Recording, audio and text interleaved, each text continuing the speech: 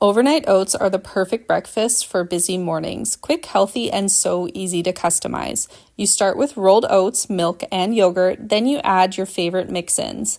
I like to also add chia seeds for thickness, a drizzle of honey, and a pinch of cinnamon for extra flavor.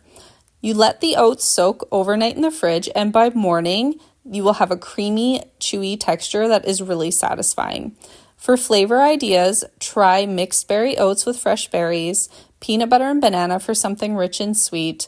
Mocha coffee oats are perfect if you need a caffeine boost, or go with my cinnamon roll oats with brown sugar and vanilla for a cozy treat. I also love strawberry cheesecake oats with cream cheese and graham crackers, or coconut and pineapple oats for a fresh, bright start to your day.